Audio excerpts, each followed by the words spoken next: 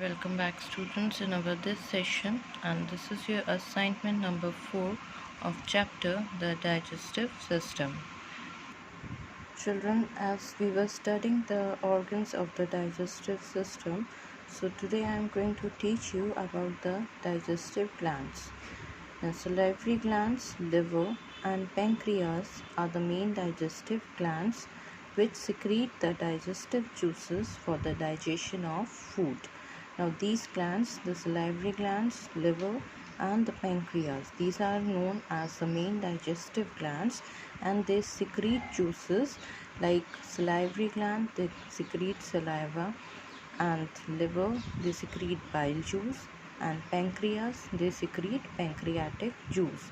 So all these juices, they help in the digestion of food. Now, all the absorbed nutrients are not needed at once by the body. The body stores them into various forms until they are needed. Now, after the digestion of food, all the nutrients, they are not needed at one time by the body, so they store those nutrients in different forms. Now, excess amount of glucose is converted into glycogen and is stored in the liver. The fats as such are stored in the adipose tissue. There is a kind of tissue which is present inside our body, and the fat that stores in that tissue, and the name of that tissue is adipose tissue. Now, excess of these amino acids are used for building protoplasm. The amino acids are broken into ammonia. Then excess of these highly toxic ammonia gets converted into less toxic urea in the liver. So this ammonia is known as highly toxic, and it gets converted in the liver in the form of urea. Now, urea is excreted through kidneys. So it is very necessary to remove the urea from our body, otherwise the damage of kidneys takes place. Now, there are some disorders in the process of digestion developed due to irregular food habits, like taking stale, spicy, oily, and overcooked food. Now, few digestion disorders are there if we eat the stale food, and if we eat too much spicy food, and if we eat too much oily food, then some kind of digestion problems might take place. Now, improper chewing of food is also harmful for the system. If we do not chew the food properly, then also it creates problem in digestion. It may cause constipation and ulcers. All these disorders can be avoided by eating simple food constituting lot of vegetables and fruits, along with regular and proper food habits. Now, all these disorders, digestion disorders, this can be cured by following the simple food habits, like by eating more and more vegetables, more and more fruits, and in this way we can get rid of these disorders of digestion. Now we come to the next part of the chapter, that is the relationship between the stomach, the duodenum, the liver, and the pancreas. Now you can see here the picture. In this you can see the liver, you can see easily the gallbladder, then the bile duct is there which produces the bile juices, then duodenum is there, and pancreatic duct that produce the pancreatic juice. Then you can see stomach, then pyloric, then muscles, pyloric muscles, and the pancreas. Now the duodenum receives three secretions. You can see in the picture of duodenum, this duodenum, they receives three kind of secretion. One is bile juice, second is pancreatic juice, and the third one is intestinal juice or succus entericus. Now bile is a greenish fluid made in the liver and is stored in the gallbladder. This bile juice, fluid is green in color, and it is made in the liver and it can be stored in the gallbladder. We see the functions of bile. The food coming from the stomach is acidic. Bile changes it into alkaline medium by the action of pancreatic enzymes and the salts present in the bile. Now, the children, the food that comes from the stomach, it is acidic in nature. So, to change its acidic nature, to make it alkaline, bile plays a great role. Along with the pancreatic enzymes, it converts the acidic medium into an alkaline medium by the help of the salts and the pancreatic enzymes. Now, the second function is it contains salts which help to emulsify fats.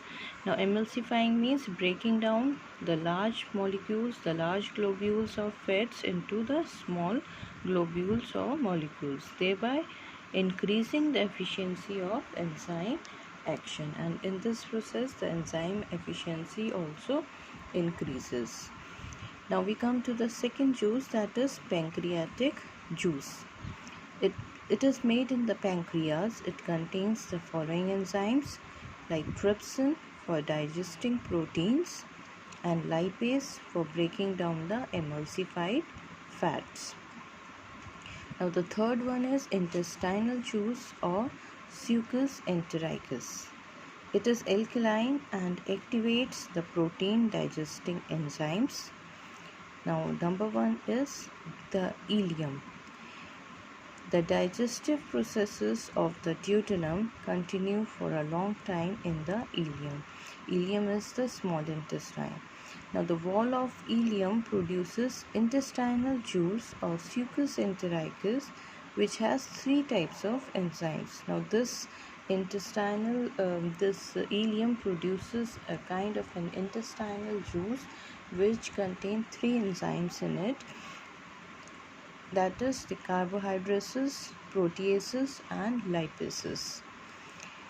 Now these enzymes complete the digestion of the food, like starch in the presence of carbohydrates and pancreatic amylase enzyme, it changes into sugar or maltose. Then proteins in the presence of proteases, it converts into peptides and amino acids. Then fats in the presence of lipases enzymes, it changes into fatty acids and glycerol.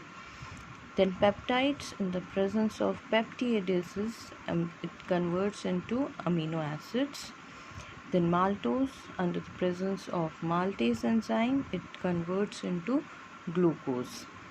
Now absorbed food is utilized for the food that is absorbed, that is processed by the enzymes, is utilized for first obtaining energy, second building up new tissues, and third the repair of old tissue. So this food that we eat under the process of digestion, this absorbed food is utilized for three conditions. First is that it gives energy to our body, second is it helps in building up our new tissues, and third one is it repairs the old worn out tissues. Now children, here is a table that tells us about the summary of main human digestive enzymes. In this you can see the name of the gland, their secretion, the site of action where this secretion takes place, and the enzyme which is helpful in the secretion, and the substrate and product. Now the first one is salivary gland. Its secretion is, it secretes saliva, and where it takes place, it takes place in the buccal cavity, or we can say mouth. An enzyme which is produced, salivary amylase or ptyalin. Substrate is the starch and product is maltose. Next is gastric glands. Now gastric glands, they secrete gastric juices, and this action takes place under the stomach. Then enzymes which are helpful in this secretion are pepsin, renin. Then this renin enzyme, this is absent in adults. And substrates are for pepsin, proteins for renin, casein. Then products, in both the cases the products are polypeptides. Third is liver, it secretes the bile juice, and actions where it takes place in the duodenum. Then enzyme, there is no enzyme. Substrate, fat, and product is emulsified fats. It breaks down the fat molecules into small molecules. Pancreas gland, then secretion is pancreatic juice. Action takes place in duodenum. Then enzymes, there are three enzymes: amylase, trypsin, lipase. Now amylase substrate is a starch and product is maltose. Trypsin substrate is proteins and product is peptones and peptides. Then lipase, again substrate is emulsified fats and product is fatty acids and glycerols. Now the fifth one is intestinal glands. They secrete intestinal juices. It takes place in small intestine or ileum. Enzymes are amylase, maltase, sucrase, lactase and lipase. Then the substrate, amylase substrate is a starch and product is maltose. Maltase substrate is maltose and product is glucose. Sucrase, its substrate is sucrose and the products are glucose and fructose. Then lactase enzyme, its substrate is lactose and the products are glucose and galactose. Then lipase enzyme, its substrate are fats and oils and the products are fatty acids and glycerol. Now few activities are there, children. In activity 4 you can see to find out the path of food in the alimentary canal. This activity shows how the food enters inside our body, inside the alimentary canal. Now first of all we take the food in our mouth and there it get digested with the help of the salivary gland which produces saliva, and this you all know that the saliva, it contains the enzyme known as salivary amylase. Then after that it comes into esophagus. Now esophagus are also known as food pipe. Then after esophagus it goes into stomach, and there with the help of this hydrochloric acid and gastric juices which are produced in the stomach, the food get digested. The food get break into smaller pieces so that the digestion process takes place. Then after the stomach it reaches to the duodenum, and there with the help of the bile juice and the pancreatic juice, this food break down into smaller particles, and so that the digestion process takes place. Then after the duodenum it reaches to the small intestine, where here it is mixes with intestinal juice. Then from here it reaches to the colon, that is the large intestine, and from there the food that is useful for us, it is absorbed by here by the large intestine, and the food which is undigested food removes from the large intestine through the anus. Now this is all the pathway of the food in the alimentary canal.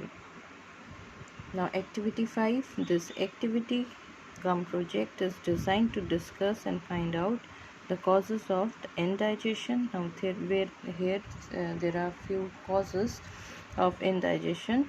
Then healthy and unhealthy food habits and ways to keep oneself healthy. We will first discuss the causes of indigestion. Now bacterial imbalance in the intestine. An ideal ratio for proper functioning of intestine is 85% good bacteria to 15% bad. Now good bacteria helps in digesting certain starches, fibers and sugars. Now fibers we get from fruits and from vegetables. However, more frequent use of antibiotics, lot of sugar, alcohol, toxins and dead food, commonly called junk food, destroys the proper balance we require for good digestion.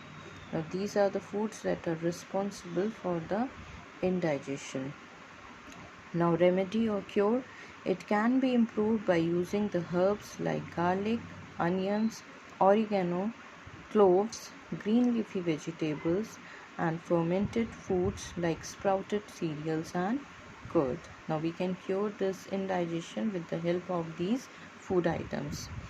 Now, enzyme deficiency. Sometimes the enzyme deficiency takes place, and because of this, the indigestion of food occurs. Now, if we do not introduce enough enzymes through our food, we put more pressure on pancreas to produce enzymes, and this can leave it overworked and unable to produce sufficient enzymes for proper digestion. So if we do not eat those food which contains enzyme, we are giving more work to our pancreas for digesting the food item, and because of this do not produce the sufficient enzyme for proper digestion. So remedy in that case, increased use of raw organic food like papaya, pineapples, fermented vegetables, and increased use of plant and fruit juices. Now, chewing properly, which mixes saliva with food in proper amount, which is required for pre-digestion of carbohydrates. Children, while we chew the food in our mouth only, it mixes with the saliva, and the saliva contains the salivary amylase enzyme, and there it mixes, and the pre-digestion of carbohydrate foods takes place in our mouth only. Now, the healthy food habits. Few habits are suggested. You may add more to this list. First is eat healthy, unprocessed food, as lots of essential nutrients are lost during food processing. We have to eat healthy food. We do not eat the unprocessed food. Unprocessed food means the packed food which are present in the packets. So because of that, many of the food nutrients is lost during the uh, processing of unprocessed food. Second is switch to healthy whole grains, which will provide more nutrients and fiber. We have to add more whole grains in our diet so that one can add more nutrients and fiber in our diet. Then change to healthy cooking methods like steamed vegetables and using healthy techniques of cooking, such as use of tandoor or air fryer. Maintain a food diary which will help to better your healthy eating habits. We have to maintain a food diary which will help us to maintain a good habit to eat good foods. Then start healthy eating at social events. When we go for some social events, we should eat healthy food over there. Then drink of plenty of water, which is considered as nature's healthy drink. One should drink a lot of water because this water is said to be the nature's healthy drink, as we get it from the nature. Now, the unhealthy food habits. Skipping breakfast. If we do not eat the breakfast and we skip our breakfast, it causes unhealthy problems.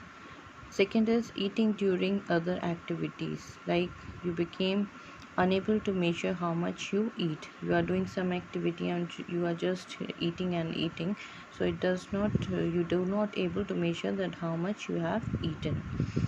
Then third is eating late at night.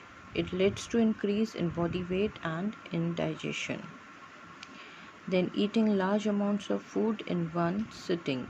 We are just sitting and we are just eating and eating and eating. In that way also we can create some unhealthy problems.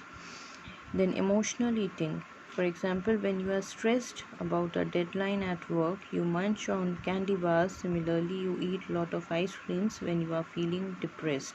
Sometimes we are emotionally depressed, so at that time also we only like to eat, and in that case also we create some kind of unhealthy problems. Now, ways to keep oneself healthy. First is maintaining healthy eating habits. We have to eat healthy foods, fresh vegetables and fruits. Then avoid fat diets. Too much fat diets we do not consume. Then drink more of water. As I told you, it's a nature's drink, so we have to drink more and more water. Then sleep well every night. One should sleep well at night, and one should take normal sleep for about 7 to 8 hours. Then be hygienic. One should take care of the hygiene, that we always take bath, we always wear clean clothes. In this way we can maintain the hygiene. Then stick to an exercise schedule. Now one should go for the exercise also, so that the excess fat can release from our body. Then make little lifestyle changes. Then stay relaxed, don't tense up, and you may consult your teacher to clarify these points. Now by these points you can keep your body in a healthy and in a good conditions. Now thank you, and soon I upload the next session, next assignment for you all.